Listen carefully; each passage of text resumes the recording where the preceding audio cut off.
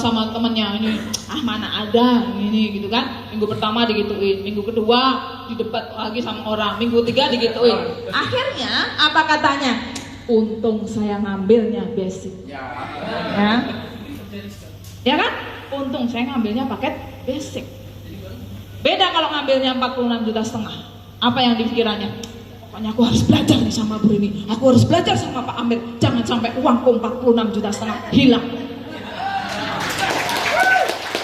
Beda di mental, beda. Dia akan bergerak terus. Kenapa? Di otaknya nih sampai gak bisa tidur, takut kehilangan 46,5 juta. Beda. Kalau yang basic ya untung dulu aku ngambilnya 1,5 juta. Gitu. Beda di mental, beda. Itu yang pertama. Ya. Kemudian gimana caranya ya supaya kita bisa membantu mitra menjelaskan. Ini saya mau kasih tahu ya. Jadi Bapak Ibu, saya orang yang paling tidak berani membuka suatu tempat untuk seminar. Ataupun saya kalau punya mitra, saya harus benar-benar bisa membantu mitra saya. Makanya saya jarang buka suatu tempat. Saya pertama kali ke Makassar tanpa ada yang saya kenal sama sekali. Saya cuma terbang ke sini, minta petunjuk temannya di Kalimantan, orang Makassar. Nggak ada, saya cuma terbang ke sini, saya dicariin tempat untuk seminar, saya bagi asal tiket di pinggir jalan. Bayangkan, saya bukan orang Makassar. Ya, kenapa saya ke Makassar? Karena saya lihat waktu naik pesawat, Makassar ini kok lampunya banyak benar waktu naik pesawat. Ya nggak? Berarti kan penduduknya banyak, yang pakai BBM banyak. Beda waktu saya di Kalimantan, masih banyak hutannya daripada lampunya. Ya, makanya saya kesini, saya bagi tiket di pinggir jalan, Bapak Ibu. Mungkin waktu itu saya seminar jam 3, saya baginya pagi, ya, sampai mungkin lutut saya sakit gitu kan. Tapi saya dalam hati sambil jalan sambil berdoa, ya Allah, barangkali lutut ini saya sakit, mungkin saya insya Allah besar di Makassar. Ya, yang ada berapa? Nggak nyampe 10 orang pertama. Kedua pun waktu Pak Amir baru cuma berapa? Pak Amir bukan yang pertama loh. Pak Amir, sukses itu tidak berbanding lurus dengan waktu. Tapi ketika kita berani buka suatu tempat, kita harus pastikan bahwa tidak akan pernah berhenti. Pertama saya ke Makassar mungkin kurang lebih 1,5 tahun yang lalu ya. Sampai sekarang tidak pernah berhenti satu kali pun seminar di Makassar. Itu harus dipastikan. Iya. Ya. Makanya saya jarang buka suatu tempat. Kemarin waktu Idul Adha, menjelang Lebaran pun. Menjelang Lebaran Idul Adha, laporan, Bu, kita sudah rapat Bu. Ini peraih Mokes nih. Bu, kita sudah rapat, kita ambil keputusan besok Idul Adha kita libur. Apa kata saya? Enggak. Siapa yang suruh libur? Kata saya. Bapak Ibu libur nggak masalah, tapi kasihan orang yang baru bergabung kemarin. Dia lagi semangat mau menghadirkan. Ya Kak, dia baru bergabung keluar uang, dia mau jalankan bisnis ini, besoknya libur, gimana? Gitu. Makanya saya Bapak Ibu mulai buka Bali. Bali dari pertama saya datang sampai sekarang tidak pernah berhenti. Besok seminar, saya nggak ada.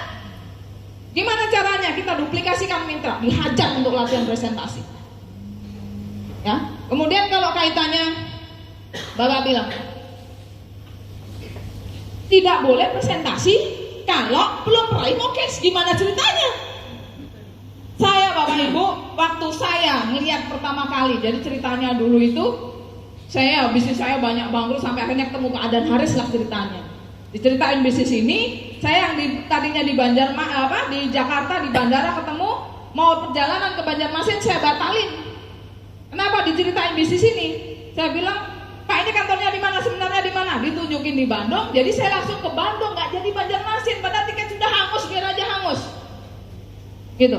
Kemudian di sana saya menyaksikan langsung orang-orang pada dapat mobilnya. Itu yang membuat saya jadi brutal. Oh ini berarti sebuah bisnis jawaban atas doa-doa saya selama ini. Ya enggak? Ini bisnis luar biasa Bapak Ibu. Ya. Kemudian yang saya lakukan cuma brutal, saya ceritain ke semua orang. Kemudian saya balik ke Banjarbaru, saya adakan seminar. Pertama di Vibe Hotel Banjarbaru. Pokoknya main datangin aja udah, Pak saya mau sewa ruang meetingnya. Ya, saya bagi tiket asal lagi di pinggir jalan, itu yang saya lakukan. Jadi kan saya walaupun pola nggak banyak temen, bingung cara ngundang orang nih. Saya temen saya siapa gitu ya. Bingung kenapa, saya hobinya baca, sukanya nyendiri. Jadi yang saya lakukan bagi tiket di pinggir jalan. Nah, cara bagi tiket seperti apa? Nah, ini teknik menghadirkan juga. Dulu nih kalau cerita dulu, ini benar-benar yang saya lakukan. Ya, saya bagi tiket itu waktu itu ke bengkel-bengkel. Saya bilang, Pak, saya mau nganterin tiket titipan dari sarjana ITB. Padahal nggak ada sarjana ITB tiket saya. Nah, ini beneran loh. Ini saya mengulang apa yang 2 tahun yang lalu. Terus ada bagi-bagi teknologi nano dari sarjana ITB. Padahal di bagian dekorasi motor sebiji aja. Ya nggak? Ya, kemudian nanti yang hadirnya suami istri ada undian HP. Itu yang saya lakukan cuma seperti itu. Bukan ini yang sering, jadi orang itu senangnya melakukan yang kebanyakan orang lain lakukan. Ya enggak? Kalau teknik menghadirkan. Ya orang diundang ke seminar, emang siapa yang senang seminar? Kalau saya kan undangnya bagi-bagi HP. Kan gitu ya. Ya ini kaitannya. Nah, kaitannya dengan pertama kali Pak, saya ke Balikpapan. Saya ingatkan teman saya di Balikpapan namanya Pak Ardi, mantan binaraga. Saya telepon beliau, Pak, bisa nggak kumpulin temennya? Ada bisnis bagus. Bisnis apa Bu? Wes pokoknya kumpulin aja. Ya, sampai Balikpapan beliau nelpon saya, Bu, mohon maaf nggak bisa jemput, mobil saya barusan ditarik listrik. Ini beneran, sering saya ceritakan di seminar. Sampai di sana Bapak Ibu, ya, saya ngomong ke teman-teman yang hadir 17 orang dan luar biasanya apa? Ke 17 orang yang saya presentasi pertama kali, sekarang semuanya sudah tembus mobil semua. Ya. Dan sudah beberapa yang luxury 1 miliar. Nah ini, saya ketika ngomong di depan orang-orang itu, Pak, apakah saya sudah dapat mobil? Belum dapat apa-apa. 1 minggu saya jalankan bisnis ini, 1 minggu. Saya tahu langsung saya harus gimana nih, gak banyak teman. Kepikirannya ya Pak Ardi Dewa di Balikpapan itu. Saya belum dapat apa-apa. Kalau dulu saya nggak brutal seperti itu, nggak mungkin sekarang dapat puluhan. Kalau semua orang bilang kalau sudah dapat mobil baru percaya diri, ya sampai kapan? Kan gitu, brutal saja. Ya itu yang saya lakukan. Terus harus pede, nyampein sesuatu tuh harus pede. Bapak Ibu kalau jalankan bisnis ini dapat mobil, kata saya, untung dapat beneran Pak. Loh beneran ini, orangnya ada semua. Dan luar biasanya Bapak Ibu, ke 17 orang yang pertama kali saya presentasi, alhamdulillah waktu itu gak punya duit semua. Ini heran juga gitu ya. Sampai Pak Ardi saya tanya, Pak gimana Pak? Belum Bu, padahal semua yang 16 orang udah ngumpulin, tinggal Pak Ardinya sendiri belum dapat utangan waktu itu. Ini memang asli yang seperti itu. Bisa ketemu beliaunya nanti, ya, Pak Ardi Dewanya. Nah ini jadi caranya gitu Pak, gak usah. Kemudian kalau dapat mitra tuh gak gampang-gampang. Dapat mitra diopeni, diurusin, terus dibiarin suruh pinter sendiri. Gimana caranya pinter sendiri? Terus punya mitra itu jangan cuma dikasih semangat, ayo semangat, nggak tahu apa yang harus dilakukan. Betul, semangat ya, semangat. Karena ini Pak, ibarat tanpa ilmu itu ibarat seperti orang buta nggak megang tongkat. Betul nggak? Mau kemana? Gitu, nggak ngerti arahnya. Gitu ya. Jadi dipandu. Nah supaya bisa mandu orang Bapak Ibu harus pinter juga, harus ngerti caranya. Ya caranya yang penting. Kemudian di bisnis ini kan sebetulnya kita tinggal cerita, ya ceritakan ke orang lain. Karena sebagus apapun bisnisnya, perusahaannya, produknya, kalau kita cerita nggak ada yang tahu. Tapi kalau cuma cerita seperti itu saja, harus kuat mental. Betul nggak? Cerita ini ada bisnis kalau jalankan bisa dapat mobil. Kata temennya mana ada, kamu dulu buktiin dapat mobil. Gitu kan? Ini sudah ribuan yang dapat mobil. Kamu nyadar, kamu tuh ditipu, tahu nggak? Loh beneran ini nipu poluan, dicek dulu itu poluan beneran apa enggak? Gitu terus saudaranya. Ya nggak? Gitu.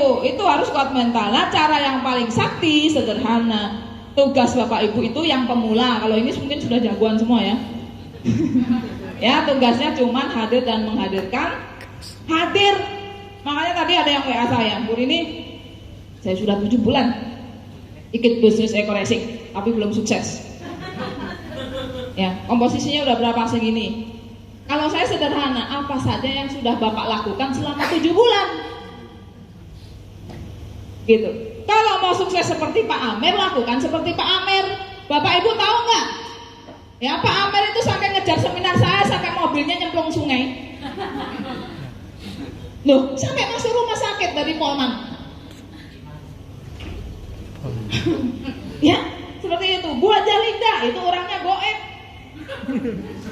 Ya, kalau mau tahu orang goib tuh, Bu Linda ini kan, kenapa saya bilang goib? Saya seminar di Makassar ada, saya pindah Baru ada, saya pindah Pinrang ada, pindah Polman ada, ke Luwuk Bangge ada juga. Ya, ternyata apa? Saking nggak bisanya menjelaskan, yang beliau lakukan ya cuma ngangkutin orang kampungnya. Jadi mendingan saya tuh paling mudah malah ngajarin yang nol sama sekali. Kenapa? Kalau dia sudah pemain jaringan, udah kebanyakan ilmu, kadang-kadang dikasih masukan susah. Gitu. Pokoknya tugasnya Bapak Ibu yang pemula cuman hadir dan menghadirkan ke acara seminar. Bekali dengan presentasi. Presentasi itu bukan pinter-pinteran, Bu. Pokoknya siapa yang mau melakukan dia bisa sendiri. Contohnya Bu Haja Linda itu sekarang udah pinter gara-gara melakukan aja. Dulu didorong-dorong nggak pernah berani maju ke depan menjadi pembawa acara aja nggak berani. Ya nggak? Tapi sekarang sudah dapat apa coba? Iya. Kalau udah dapat Pajero pasti mobilnya lebih dari 1. Ya kan, tepuk tangan buat Bu Haja Linda.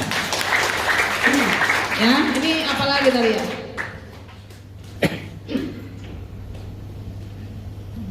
Nah, bagaimana kita menyamakan mindset bahwa kita berada di perusahaan yang luar biasa, ya? Kalau saya di bisnis ini, Bapak Ibu, kalau Bapak Ibu sudah lumayan lama di bisnis ini, kekuatannya adalah kekuatan membina tim, kerja tim. Bapak Ibu jangan kerja sendiri, pinter-pinteran sendiri, nggak akan sukses.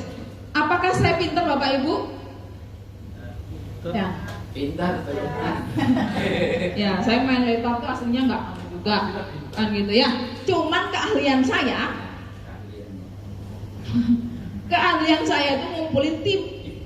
Saya nggak bisa ini, berarti saya, oh ada siapa, ya kan? Makanya ada Mas Deko, biar pinter ini. Makanya saya kalau ngomel-ngomel kan, ini, saya itu banyak kekurangan, tapi saya pinter merangkai tim. Ya nggak? Iya. Bapak Ibu, orang hebat itu harus hebat sendiri, ya. Makanya kalau ngomongin bisnis, saya bisa bikin gedung, saya bisa bikin jembatan, saya bisa bikin crusher, bisa, saya bikin hotel, bisa. Caranya gimana? Tinggal nyuruh orang yang bisa.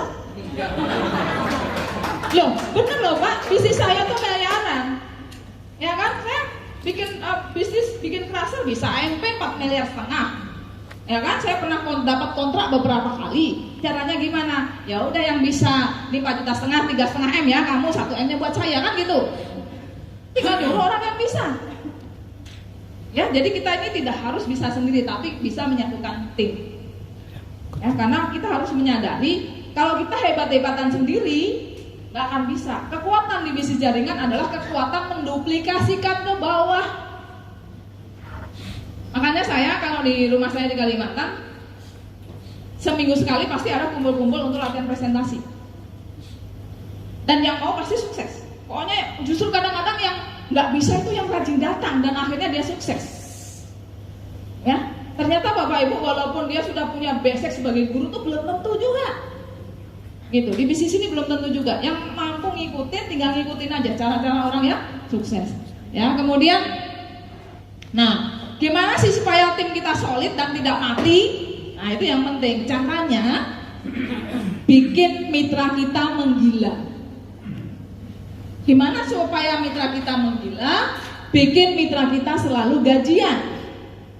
Gimana supaya mitranya selalu gajian? Kita harus ngadakan seminar rutin.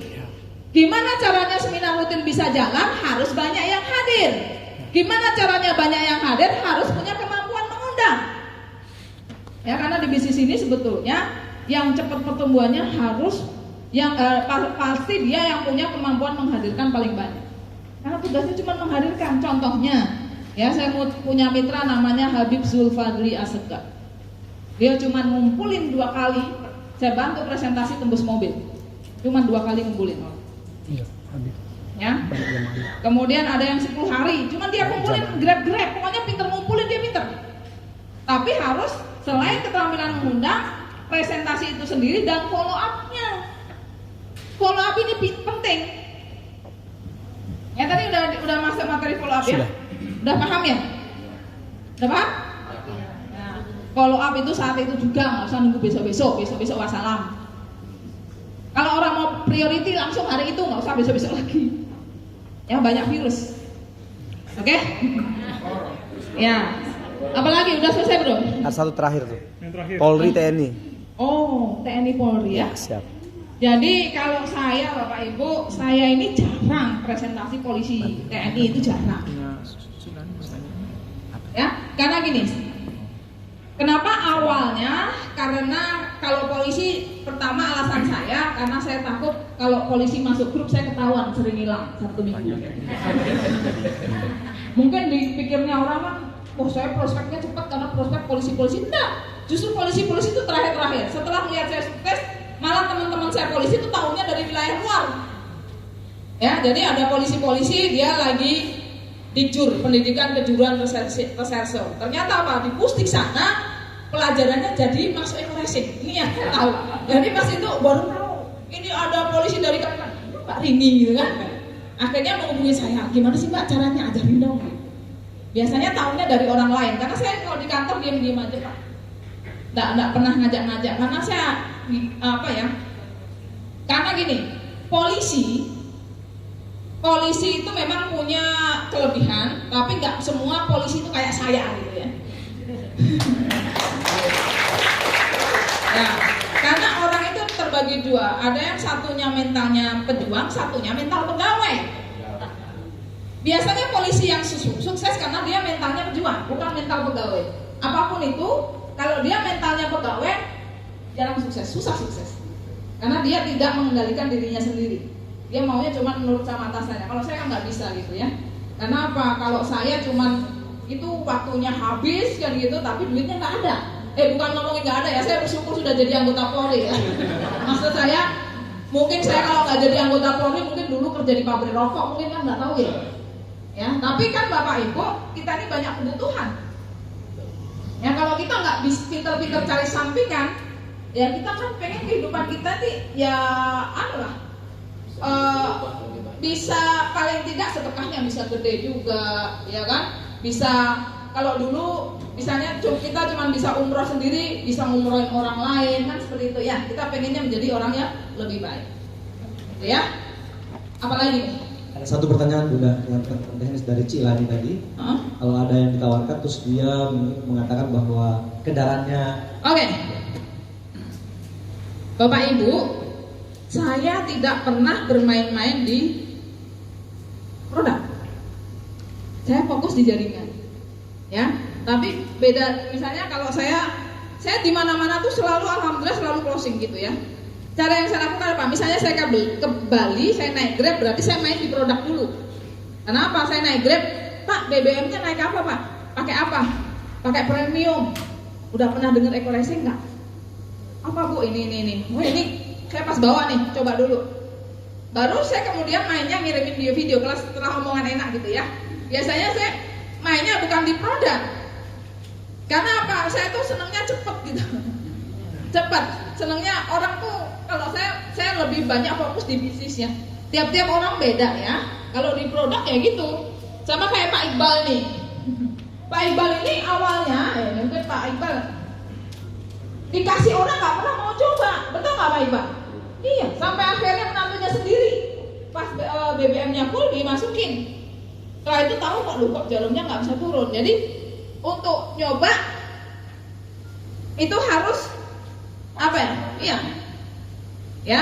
Kemudian kalau ada orang bilang nih kemarin, saya pernah juga kemarin Pak ini Pak cobain dulu, saya naik Grab gitu kan. Tapi ternyata dia nggak mau masukin. Nggak Bu, saya nggak berani. Ini soalnya bukan mobil saya, mobil bos saya. Nggak apa-apa masukin aja, kalau rusak saya ganti mobilnya, saya bilang gitu. Kalau saya berani, kenapa? Karena saya yakin dengan produknya, Bapak Ibu. Bapak Ibu mobilnya tidak akan rusak dengan eco-racing, justru terawat. Kan gitu ya. Kalau saringan itu untuk di solar memang saringan harus itu. Karena apa? Orang yang ahli mesin pasti tahu. Kenapa? Eco racing, terutama yang solar, dia itu ngikat kotoran.